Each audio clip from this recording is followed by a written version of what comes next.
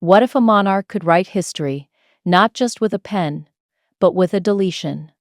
What if a father, faced with betrayal, exhaustion, and the slow crumbling of public trust, chose to do the unthinkable? And what if the consequences didn't just echo through palace walls, but reshaped the future of an entire bloodline? That moment just happened. Before we continue, please hit the like button, subscribe to the channel, and turn on the notification bell for updates. And it happened in silence. King Charles didn't raise his voice. He didn't summon fanfare. There was no televised address, no trembling lips on the Buckingham balcony. Just a room, a desk, and a centuries-old royal seal pressed into a document that will be remembered long after most of us are gone. A document that says one thing, and one thing only: enough. Prince Harry and Meghan Markle, the Duke and Duchess of Sussex, are no longer part of the royal machine. Not in name, not in title, that goes to defy and time. Not in future. This isn't speculation. This isn't rumor. This isn't one of those ambiguous sources close to the royal family headlines floating in the tabloids. This is official. This is ink on parchment. This is signed by the King of England himself. A formal royal decree, the first of its kind in modern monarchy, revoking all noble styling, all coat of arms rights, and all references to Harry and Meghan in the lineage protocols of the House of Windsor. Let that sink in. We are not talking about ceremonial distance or soft suspensions. We are talking erasure. Royal erasure. And it raises a question no one was fully ready to ask. How did it come to this? How did a couple once hailed as the modern future of the monarchy go from a global wedding celebration, carriage parades, and newborn royal babies to this complete and final expulsion? The truth is not a single moment. It's not a scandal you already know. It's not one interview, or one book, or even one Netflix deal. It's something more complex. Something colder. Something calculated. This was a build-up. And what you're about to see is the payoff. But before we get there, let's pause, because there's something about how this was done that deserves your full attention. Most royal watchers expected something eventually. A quiet adjustment, a reshuffling of titles, maybe even, down the line, a softened removal from public records once Queen Camilla or Prince William stepped into full command. But no one, and I do mean no one, predicted this would happen now. Not with King Charles still undergoing cancer treatment. Not with the coronation year still echoing in the British press. Not with the general election looming and the crown clinging to its already fragile image. So why now? Why this level of decisiveness at this precise moment? And more curiously, why the secrecy? Because that's the other part no one's really talking about yet. This decree wasn't announced with pomp. It was filed, registered, and slipped into the constitutional logbooks without a press release. Only a few names were present at the signing. Trusted aides, legal clerks, an aging king, and then it was done. But here's the problem with trying to bury a move like this. It always surfaces, and when it does, it's louder than any press conference ever could have been. Within hours, word spread through a tight network of royal insiders. Then it trickled to a handful of senior correspondents. Then someone, possibly inside Clarence House itself, leaked a section of the decree to a high-level foreign embassy contact. That's where we come in. We've obtained the verified structure of this decree. We've confirmed its filing with the Royal Archives. And what we've uncovered is more than just a revocation.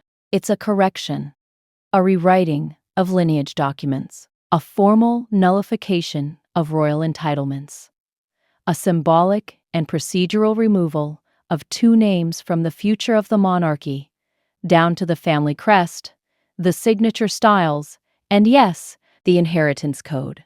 And it's not just Harry and Meghan who are affected, but we'll get to that. Right now, I want you to sit with the enormity of what's happening here, because this is not just royal drama. This is royal doctrine. This is how history gets edited in real time.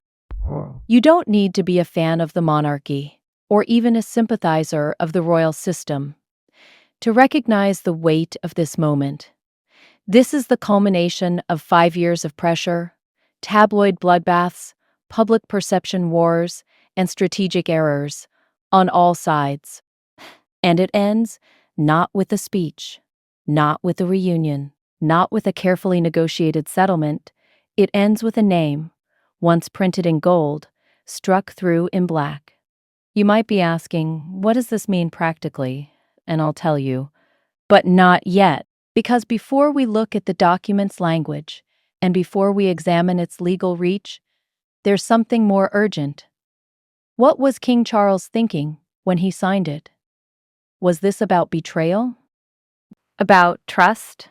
About legacy? Or was it something else? Something he's known for months, but couldn't act on. Until now, we've spoken to former palace staffers, in fact, protocol historians. Even 2 former aides to Queen Elizabeth. Their insight reframes this move in ways that go far beyond scandal. It touches on dynasty theory, on continuity laws, on the quiet but brutal machinery that keeps the monarchy stable when everything else is falling apart. And yes, there's a human cost, because however you feel about Harry and Meghan, this was still a father signing away his own son's place in the family structure. You can't undo that. You can't walk it back, and maybe that's the point. The House of Windsor, after years of compromise and negotiation, has made it clear there's no more walking back. There's no more middle ground. You're either in or you're out, and the Sussexes are now officially out. But here's where the story twists. Because this isn't just about a decree. It's about what led up to it. A secret push from within the palace, a last-ditch plea from Harry, an alleged attempt by Meghan to redesign their coat of arms in California without royal approval, and a document that landed on King Charles' desk 48 hours before the decree was signed. A document no one's supposed to know exists. We've seen it. And once we show you what's inside, you'll understand why there was no going back. But let's not jump ahead. We have to earn our way there. Over the next chapters, we're going to unravel this in layers. We'll show you the quiet drama of the decree's signing, the list of what titles were revoked, the emotional chaos in Montecito, the corporate ripple effect, the buried family betrayal, and the whisper campaign now taking place in Parliament that might, just might, shake the crown again. Because while the ink has dried, the consequences have not. Not even close. And if you think this ends with a revoked title, you're not ready for what was scratched out of the lineage documents. That's right. Not suspended, not sealed, removed, as if they never existed. And the last person who saw that coming was Prince Harry. We'll get there. But first, we need to go back to the moment the decree was signed, and what Charles wrote in the margin, next to his own signature, will change how you see this man forever. Because while the cameras were focused on a California podcast, history was being rewritten in a silent British chamber. And what came next would change everything. And no one saw it coming. You can hear the room before you see it. That strange kind of royal quiet. Not silence exactly, but a restrained stillness. Heavy drapes, polished wood. A table that looks more like an altar than a desk. You can almost smell the wax from the nearby candle, lit more out of tradition than necessity. And at the center of it all, the parchment. A sheet of paper that looks plain from afar, cream-colored, nothing flashy. But get close enough, and you'd see the watermark, embossed with the royal arms. You'd see the initials that have marked royal edicts for generations, and you'd see something else. Something not included in most decrees of this kind. A handwritten margin note. We'll come back to that. Because the moment this decree was signed, right there in the library at Balmoral Castle, wasn't supposed to happen. Not yet, not like this. Which is precisely why it did. Now, here's the part that catches people off guard. Most imagine the Crown making moves like this in London, Buckingham Palace or maybe Clarence House, with its old red drawing rooms and its press liaisons a few doors down. But it happened at Balmoral. Quiet, tucked away Balmoral, Charles's private Scottish retreat. His sanctuary, in theory. Why? Why there? Well, that's the first sign that this wasn't just a procedural move. This wasn't about paperwork. It was personal. That castle has history. Charles spent childhood summers there, walked those corridors in silence after his mother died. It's the place he retreats to when the world feels too loud. And this decree, the one that would strike his own son's name from official royal standing, was signed not in Parliament, not in the Privy Council chamber, but alone, in the study, with only 3 people present.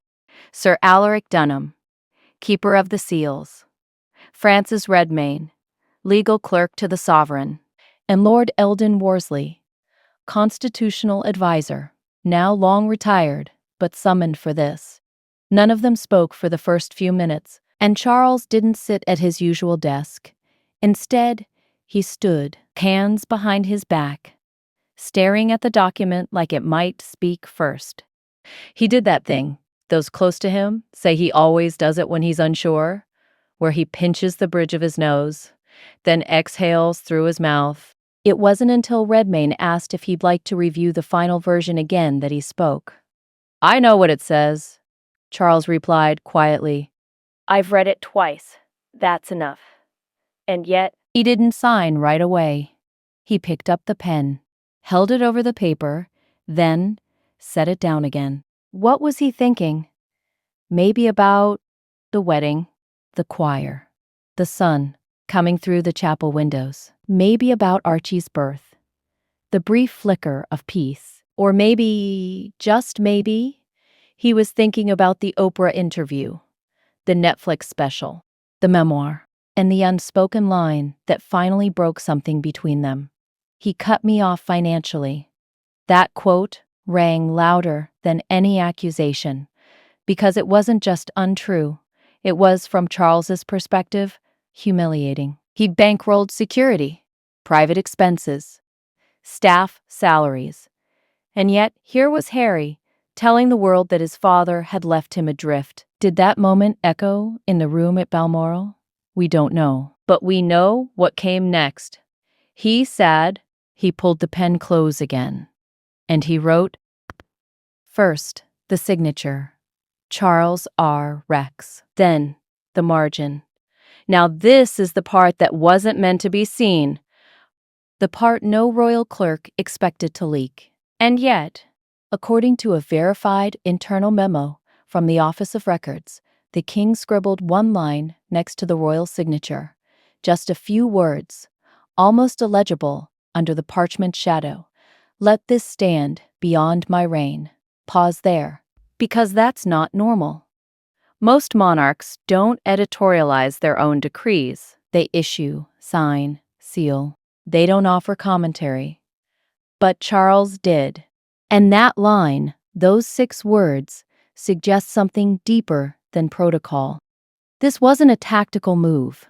This was legacy preservation, a deliberate attempt to send a message forward in time. And in that instant, the paper stopped being just administrative. It became ancestral. Let this stand beyond my reign, not just now, not just while he wears the crown, but into the era of William J. And whoever comes after. That tells us something. It tells us Charles doesn't expect reconciliation. He doesn't expect a phone call. He doesn't expect a moment years from now when Harry returns and everything is forgiven. He's locking the door and handing the key to history. But here's where things twist again, because just before the document was sealed, Worsley, yes, the advisor, leaned in. He whispered something to Charles. something barely audible. Our sources say it was a question. Something like, "Are you certain this won't be challenged legally?" Charles apparently didn't answer. He just tapped the margin line twice with his finger, and then handed the paper to Dunham, who pressed the wax seal. 3 stamps. Red wax. Gold imprint. Official. Unreversible.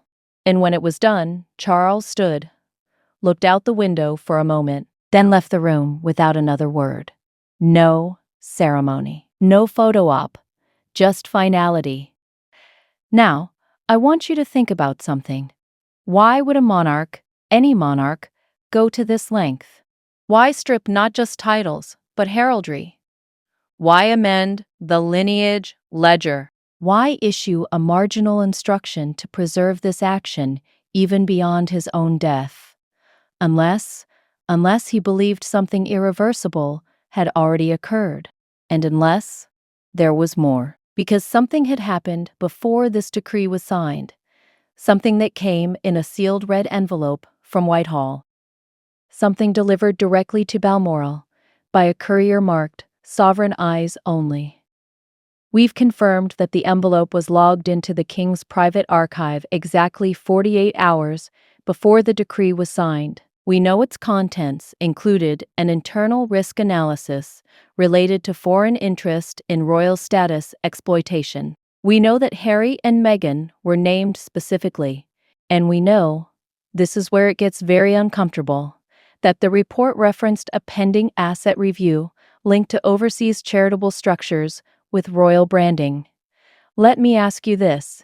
Was the decree really about family? Or was it about containment of damage, reputation, jurisdiction? Because once you scratch beneath the surface, this isn't just about Harry and Meghan's behavior. It's about something bigger, something risk-based, something potentially involving statecraft. We'll go there. But for now, hold this image in your head. An aging king, a handwritten margin, a silent room in Balmoral, and a decree that doesn't just separate, it erases soul. But what if, despite everything, Harry still believed he had a way back? What if, even after the seal dried, he sent one final letter? And what if that letter, still unopened, now sits in a locked drawer inside Clarence's house? We're not done yet. We're only just beginning.